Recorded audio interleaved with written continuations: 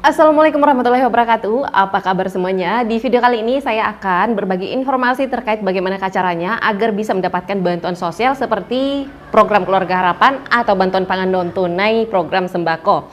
Nah, karena di bulan Desember ini bisa dibilang adalah bulan-bulan penyaluran bantuan sosial dan banjir bantuan sosial yang cair, sehingga banyak sekali masyarakat yang menanyakan bagaimana sih caranya supaya bisa mendapatkan bantuan sosial seperti itu juga.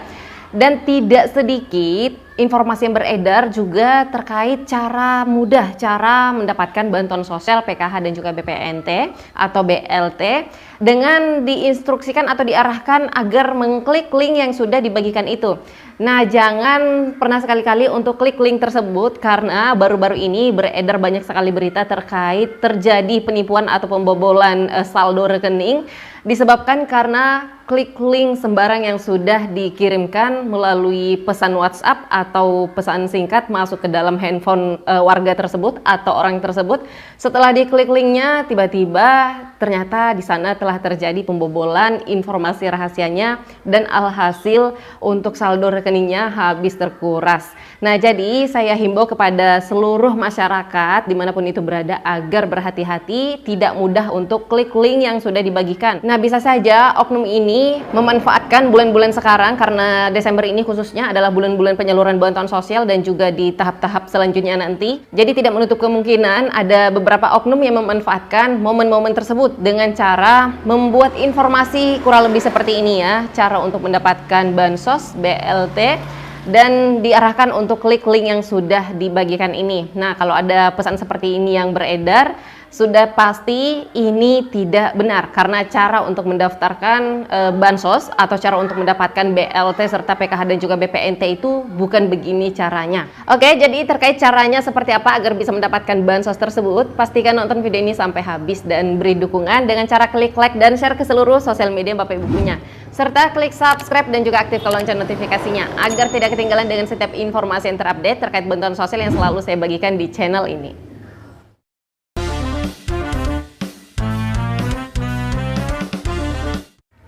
Oke, sebelum kita lanjut, saya apresiasi salah satu komentar yang masuk seperti ini ya. Katanya di daerah tempat dia tinggal itu ada seorang warga yang usianya sudah berusia 50 tahun tapi belum pernah mendapatkan bantuan sosial sama sekali. Kira-kira seperti apakah cara untuk membantunya agar bisa mendapatkan bantuan sosial juga? Pertanyaan seperti ini sebenarnya saya salut sekali, saya apresiasi karena ini adalah salah satu bentuk kepedulian sesama warga atau masyarakat untuk bisa saling membantu. Ya paling tidak kalau kita tidak bisa membantunya secara materi langsung, paling tidak kita bisa membantu masyarakat tersebut atau warga yang dimaksud ini agar bisa mendapatkan haknya juga.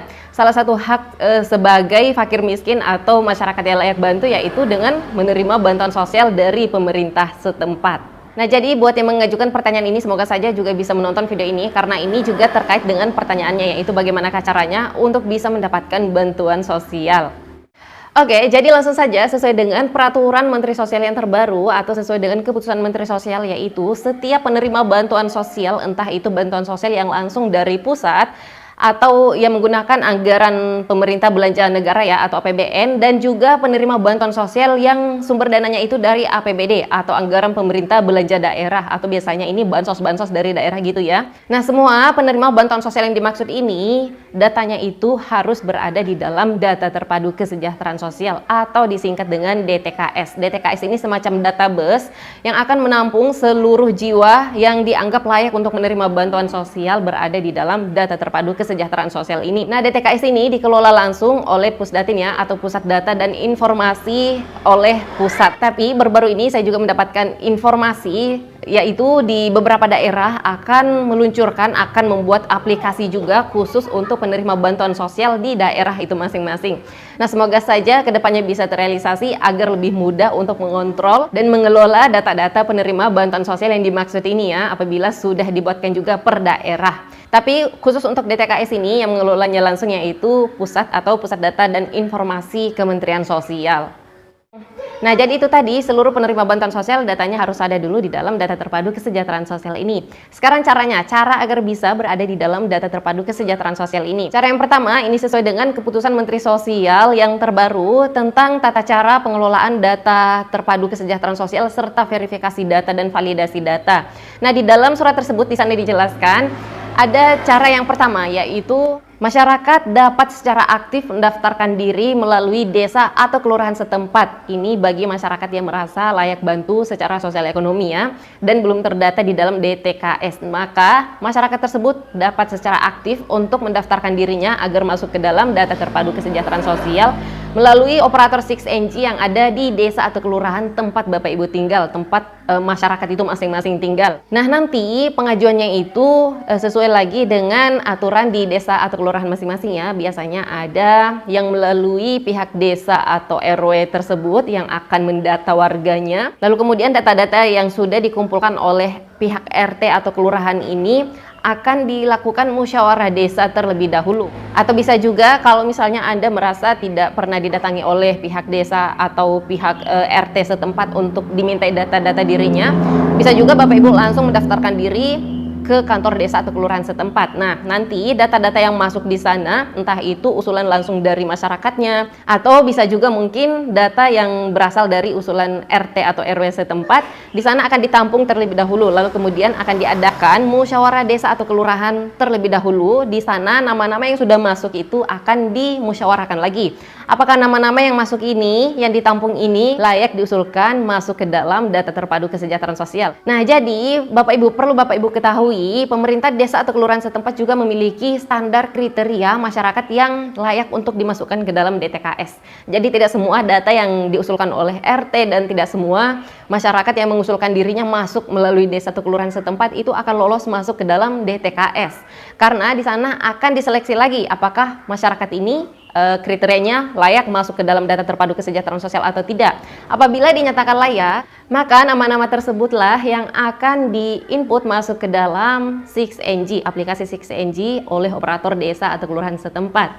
Nah, ini apabila ada beberapa desa atau kelurahan setempat yang belum ada operator 6NG-nya, itu biasanya difasilitasi oleh operator 6NG kabupaten atau kota setempat agar merekap data-datanya, data-data yang masyarakat ini yang layak untuk diusulkan masuk ke DTKS, lalu kemudian disertakan dengan berita acara yang diterbitkan oleh desa atau kelurahan setempat, lalu operator 6NG kabupaten atau kota lah yang akan membantu untuk mengusulkannya ke pusat. Tapi itu tadi ya, wajib sekali ada atau disertai dengan surat keputusan dari desa atau kelurahan setempat terkait nama-nama yang diusulkan. Apabila tidak ada surat keputusan yang dimaksud terkait nama-nama yang diusulkan, maka data yang diusulkan ini tidak bisa sampai ke pusat, atau walaupun sampai ke pusat tapi pusat tidak bisa menerimanya, tidak bisa di ACC ya. Maka data-data tersebut akan dikembalikan lagi ke daerah. Jadi itu tadi wajib sekali disertai dengan surat keputusan dari pemerintah desa atau kelurahan setempat ya terkait nama-nama yang diusulkan itu. Setelah itu, apabila nama-nama ini sudah berhasil diusulkan masuk ke dalam data terpadu kesejahteraan sosial dan nama KPM ini sudah berada di dalam DTKS, maka KPM tersebut akan berkesempatan untuk bisa mendapatkan bantuan sosial. Ya, paling tidak KPM ini akan mendapatkan PBIJK atau BPJS Kesehatan gratis, Kartu Indonesia Sehat gratis yang iurannya dibayarkan setiap bulan oleh pemerintah. Nah, paling tidak dia akan mendapatkan KIS ini ya, atau BPJS Kesehatan gratis ini ya. Dan kalau kriteria KPM ini juga memenuhi syarat bisa mendapatkan bansos BPNT, maka tidak menutup kemungkinan masyarakat yang sudah diusulkan masuk ke dalam DTKS ini juga akan mendapatkan BPNT program sembako.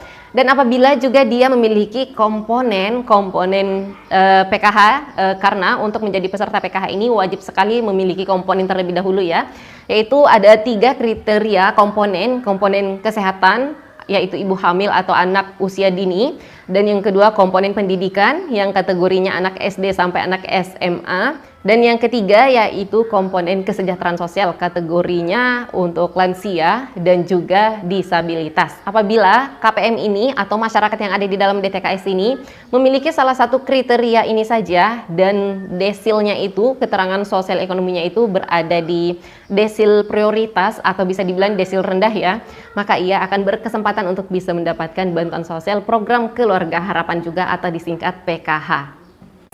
Nah, itu untuk cara yang pertama ya, bisa secara aktif mendaftarkan diri melalui desa atau kelurahan setempat.